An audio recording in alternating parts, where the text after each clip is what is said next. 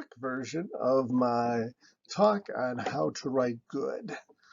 I think one of the toughest things when you get to graduate school, both for faculty and for students, is writing, especially writing essays or writing professional materials.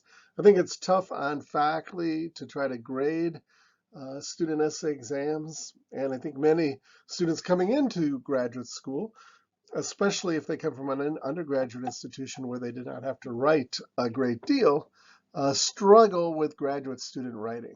So this is a little talk on how to write good in graduate school, and I'm going to make it pretty fast in terms of going through this.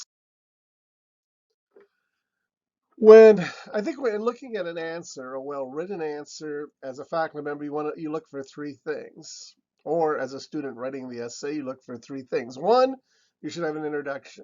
Two, you should have a body. And three, you should have a conclusion. And we're going to go through each of these and talk about each of these. The introduction, we'll start with the introduction. Good place to start, right? The introduction should do several things. First, it should restate the question.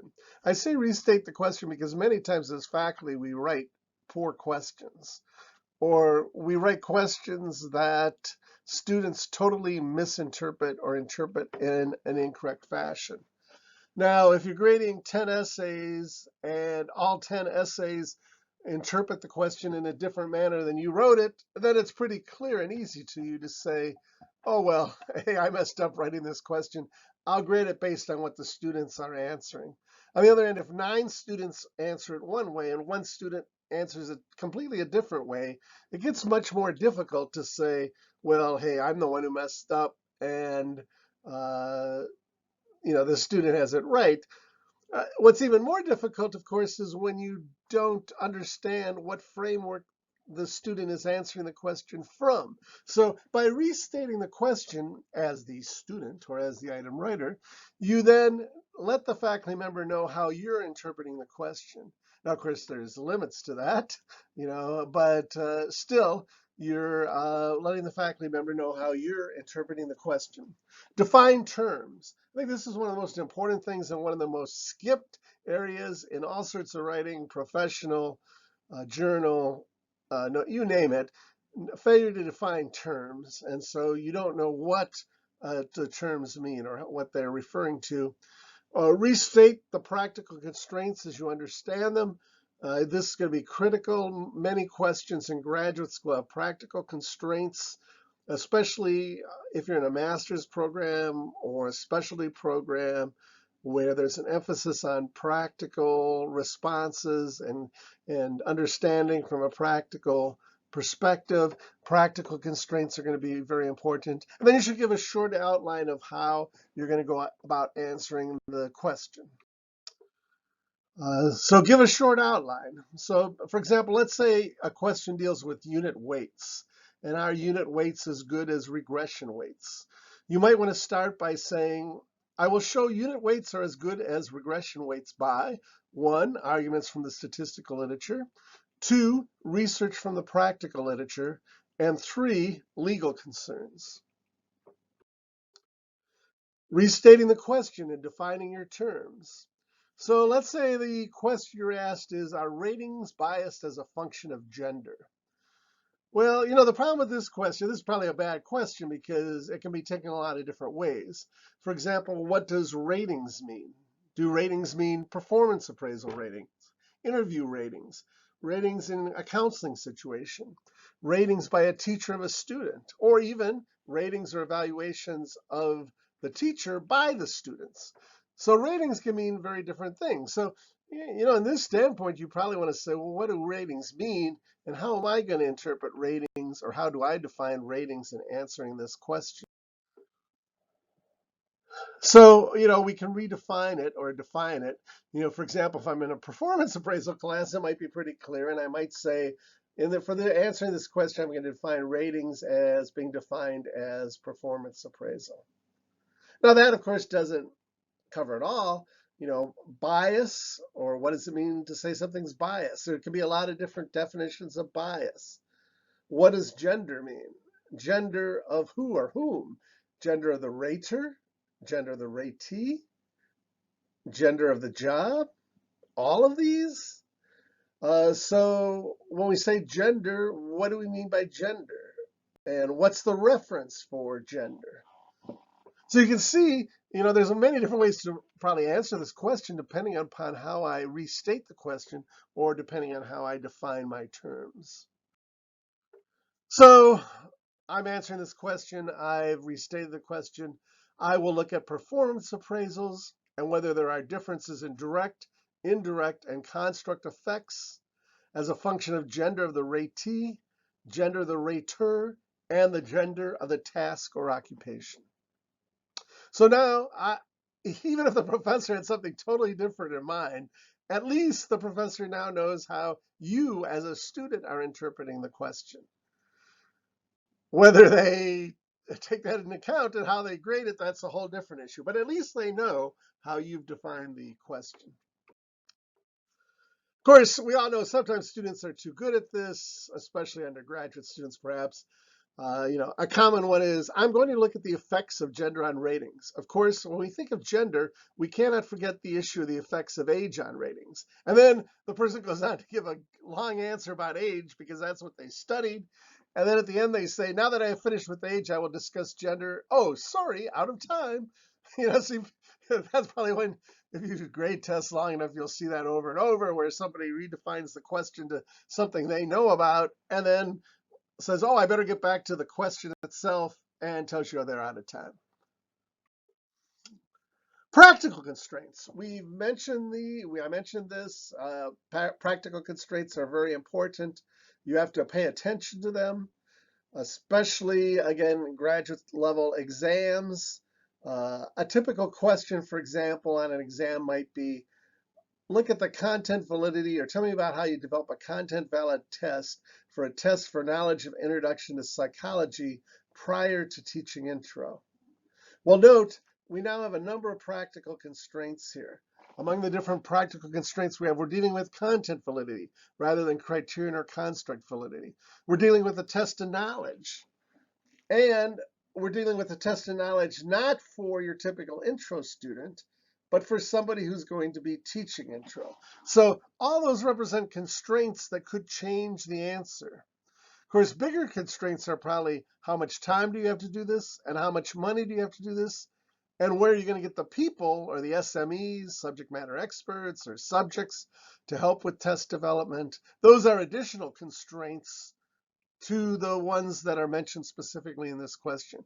Again, oftentimes you're going to find constraints that are either time, either unlimited time or some limit on time, like you want to do this for your thesis, so you have 3 months, and money. So anyway, these types of questions always have practical cues. In this particular case, of course, a test for an undergraduate, the type of test we might write for an undergraduate, might not be appropriate.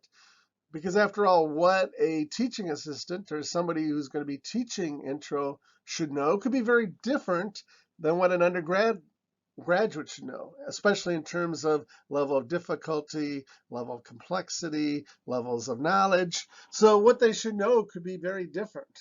Also, I say it has to be a content validity study or content validity type of development. Again, that can be very different than a predictive or concurrent study.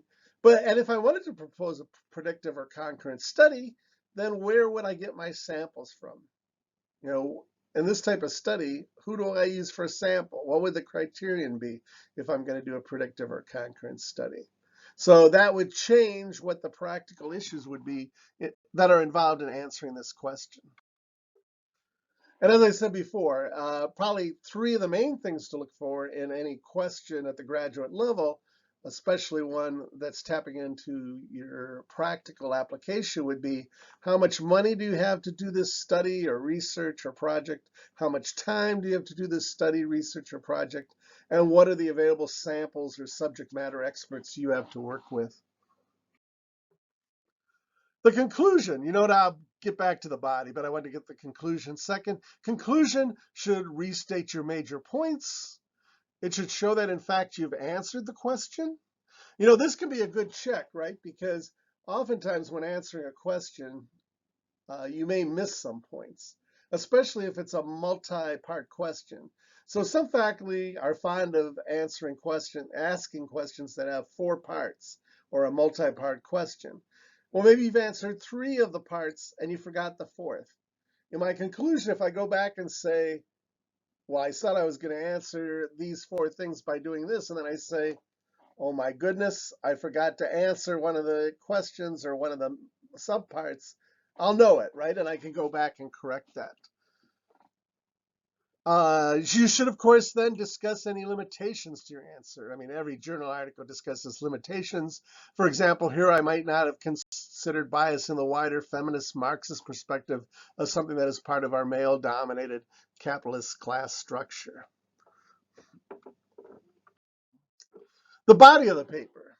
The body of paper should, of course, follow the outline you set out in your introduction and your conclusion. It should discuss major studies. It should cite references, articles, books that have been assigned in your class, especially ones that your professors might have written. And I always say, don't be afraid to integrate material from other classes or other knowledge you have or practical experiences you've had. This is graduate school. You know, you should be integrating material from other classes. In terms of style, you know, we often talk about a core dump style. Today, you might call it a cut and paste style. When you see this style a lot, it's probably a very frustrating style to read. You see it a lot in annual reviews. And it goes something like this. Jones, 1988, found that men were better than women. Roberts, 1956, found that men were better than women using a simulation. Krapp, 1988, found that X, 2003, found that Y, 2004, found that blah, blah, blah, blah, on and on. Yada, yada, yada. Year. And you go on just core dumping. I mean, you could have just cut and paste from abstracts. Again, I think on essays, this is an okay style.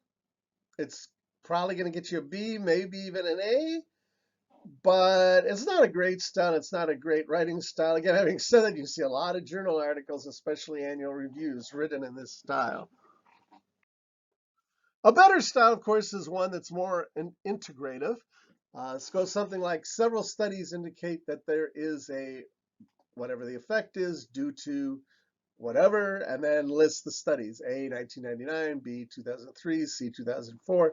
However, an exception was the study by D, 2002, that found that. A typical study in this genre was conducted by E, 2003. Their findings were, one limitation of all these studies was the use of paper people. So I think that's a better style than the core dump style. Not that the core dump style is unacceptable, because you're going to find a lot of people who use it. Now, as a faculty member, how do you rate or grade exams? You know, I think over the years, I've seen a lot of faculty grading exam. You know, you sit in comps and specialty exams. So sort of come up with this. I think an A exam, for an essay exam, an A uses that better writing style. It cites all the relevant literature. It answers the question. It shows breadth. By breadth, I mean it covers a lot of the area. It shows depth. The person can go into detail about studies and findings. It shows integration. It brings things together. It shows some creativity. And it may even say, I never thought of that before. What an insight. I have to say that occurs very infrequently. But, you know, if you can make the faculty member say, I never thought of that before, that's an amazing insight. Man, this is almost good enough to make a journal article out of it. In that case, you've done something. You deserve the A. The A minus or B plus answer. It uses that core dump style. It cites all the relevant literature. It answers the question, and it shows breadth and depth. I think, you know, at the graduate level, this is still going to be a pretty good answer. It may not be the most exciting answer. It may not, the faculty member may not say, wow, they really made me think, but it shows you have the knowledge you need to have. You've committed it to some kind of memory or at least paper, and you've adequately answered the question, showing both breadth and depth of knowledge. B answers. I think there's two kinds of B answers usually. The one type of B answer really doesn't necessarily cite a lot of literature or all the relevant literature, but it does show pretty good breadth, covers a lot, shows integration of the material, even if the writer or the student isn't necessarily citing specific studies, and answers the question. It does bring stuff to bear on answering the question. The other type of B answer, which is probably more common, cites all the relevant literature, shows some depth in citing the relevant literature. It doesn't necessarily have a lot of integration. It may not even necessarily really come to a definitive answer to the question, but it does show that the person knows the relevant literature or shows some depth in terms of that knowledge. I think that's another type of typical B answer. C answers. C answers cite some literature. They make some attempt to answer the question. Again, a lot of graduate programs, a C is considered a failing grade, really. So a C answer is not really an average answer, even though C may be thought of as an average grade. Getting C's in graduate school, some graduate programs will get you out the door. So but I think, you could, but of course things average out. So if you have one A answer and one C answer, you're still averaging out to B. Sometimes you're not going to know a lot about the question. So if you can, citing some literature, making an attempt to answer the question, that's probably going to get you a C in graduate school. A D answer, or an F answer really, fails to answer the question, shows no knowledge of the relevant literature, and makes fatal errors. So by fatal errors, I think graduate school exams are different than undergraduate exams. For the typical undergraduate exam, normally sins of omission, that is leaving stuff out of the answer, are more critical than sins of commission, that is putting in something wrong. So for an undergraduate, you'll often forgive if they put in something wrong. If they say Title VII of the Civil Rights Act covers age, who cares? For graduate students, sins of commission, I think, can often be more fatal. So sins of commission can get you an F or a D. And I say that again because I think with graduate students, you're often more willing to say, hey, at least if they can admit that they don't know things and they have to go look it up, that's a good point. If they don't know that they don't know things and are telling me things that are completely wrong, and they think they know it, that's pretty bad for a graduate student. Probably much worse than for an undergraduate student. So I think for graduate students, sins of commission, saying something and being wrong can be a lot more fatal. So for a graduate student saying age is covered by Civil Rights Act of 1964 or 1991 can be a lot more fatal than if an undergraduate student says it. Especially in those areas, especially because a lot of psychology is health related. I mean, in a health-related profession, a sin of commission, especially, thinking you know how to do something, doing it, and it's wrong, can get somebody killed in health professions. So sins of commission are more critical, I believe, at the graduate level than at the undergraduate level. Some other fatal flaws, misquoting faculty. If you're going to cite an article by one of your faculty members, especially the one who is writing the test and grading it, and you misquote them or get what they said wrong, you're probably in trouble. So, I usually say, hey, if you're writing an essay and citing something out of an article, and I have to grade a lot of essays, I myself may not know if you're right or wrong what you're quoting or what you're citing. And unless I'm really engaged or unless I'm really into it, I'm probably not going to go back and read the article and see if something you're saying was in fact what the author of that article said, unless I know it myself. But normally I may not, it's like, well, okay, well, maybe they're right, maybe they're wrong.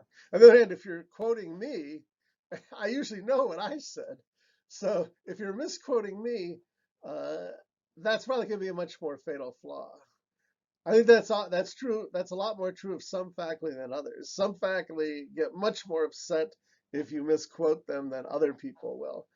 Yeah, I personally, I don't have a big ego. You misquote me, that's okay. But some faculty are going to get very upset if you misquote an article they wrote or get the details wrong of an article they wrote. So be careful if you're citing articles by your faculty members.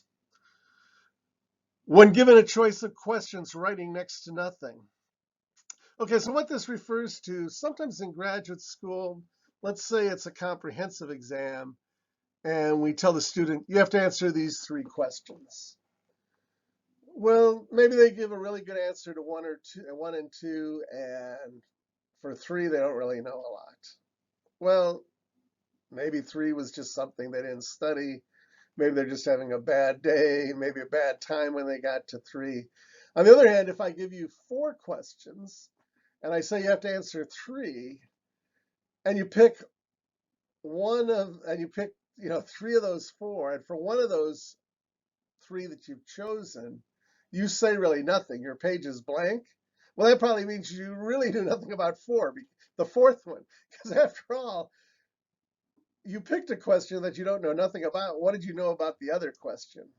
So just handing in a basically blank paper, that's probably a good way to fail in any condition or in any case, but especially when you're given a choice of questions. If you're given a choice of questions and still can't answer the questions, you're really in trouble. Relying on other people's summaries or articles. I myself have no problem with individuals relying on summaries of articles. And I'm told today some people, some students watch videos like this one, or PowerPoint videos, or YouTube videos, instead of reading the articles where people go over summaries of the articles. So, but I myself don't have a problem with that. I think you should still read the original article, but if you're relying partially on summaries, it's not, right? Or if you get together your classmates and say, let's write summaries of these articles. The problem is, of course, when whoever is summarizing it is wrong. So if you're relying upon someone else, the problem is if they're wrong, you're in trouble. I mean, you could really make big errors if they're really wrong. So simply relying on somebody else's summaries or articles summaries of articles can be very dangerous if they're wrong. Okay, well, that brings us to the end. I hope this is helpful to you in terms of your writing essays in graduate school, or even if you're someone who has to grade graduate school exams, maybe thinking about grading graduate school exams. But really, mostly, if you're new to graduate school, if you haven't had a lot of past experience with writing essays, be they in-class essays or take-home essays, I hope you find this somewhat helpful, and then I hope it makes you think about how faculty look at exams and how faculty might be grading exams. Okay, thank you very much. This is Dennis Doverspike. If you have any questions, you can always email me at dennisdoverspike@gmail.com. Thank you.